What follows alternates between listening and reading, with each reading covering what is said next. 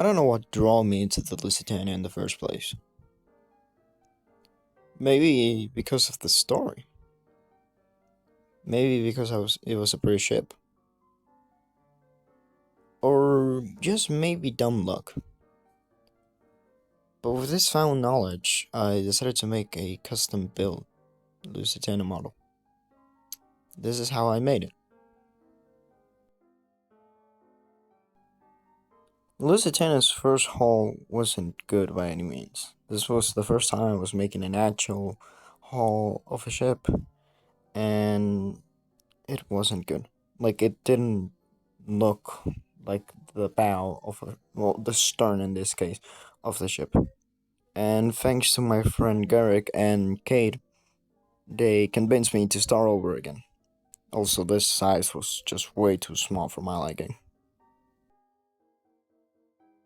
Garrick recommended me to bend the cardboard in a way to look like the stern of the ship.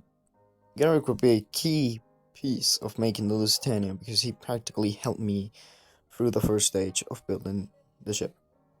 As we can see here, I use a clip to hold the stern of the ship.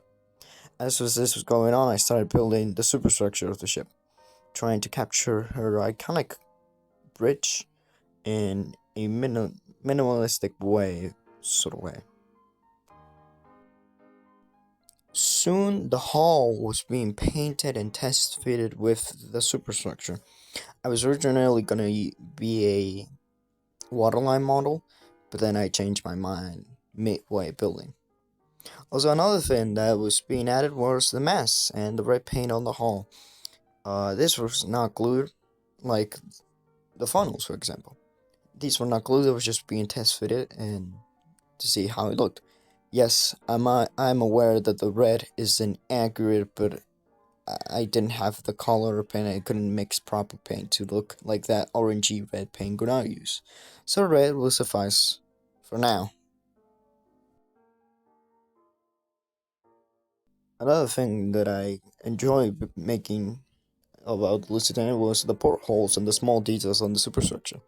Since the superstructure wasn't glued onto the hull, it was easy to paint those small portholes. Another thing that was being built was the second class superstructure, which was pretty easy and pretty fragile, to be honest. Another thing that I started doing was the cabling. This was tedious, and I think one of the most tedious part, but by the end it looked really good. The funnels weren't the only thing that were being cabled, also the mast. And by this point I started making the small lifeboats. After the lifeboats were all set, the superstructure glued onto the ship, the mast glued on, this is how my Lusitania looked. And for a while, this was my Lusitania model. But after a few months, I realized it wasn't that good. I don't know, something to the ship just didn't seem right. If you put it next to a actual picture of the actual Lusitania, it was like a really simplified version. And I wanted to see how much detail could cramp into the model. Therefore, I took the harsh decision to basically put her in dry dock and take her apart. I started with the superstructure because I needed to move it slightly forward a little bit, and also the back, the second class superstructure was completely destroyed, so I had to rebuild that all over again. Slowly, I started making all the Lusitania's small details that she had, like all the small deck houses, the small pathways, everything. Here's a picture of the skylights that Lusitania had.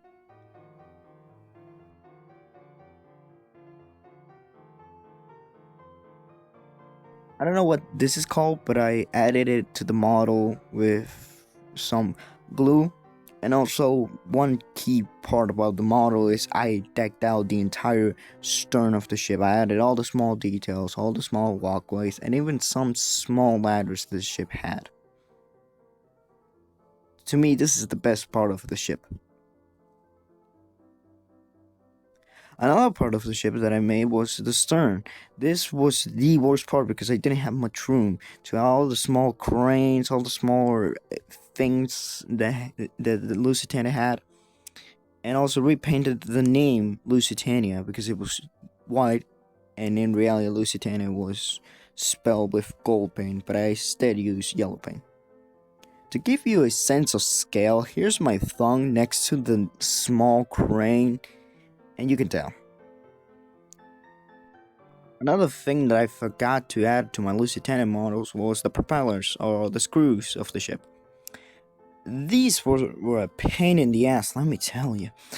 I don't have much pictures of the process of making these because I was cursing most of the time. But these would just come off, the rip off. They even rip off paint of the Lusitania, which was found fun to paint again. But by the end, I managed to make some screws or propellers that didn't look like actual garbage. These were painted red, and also the propellers were added. The propellers are painted in gold, which I know Lusitania probably doesn't have gold propellers, but it didn't have bronze or silver paint on me, so this had to do. And after some minor modifications, like I previously said, the name was changed from white to yellow. Lusitania was a happy ship. I even made a small diorama for her. It's not that big, it's like probably smaller than a shoebox. Looks like she's in the water.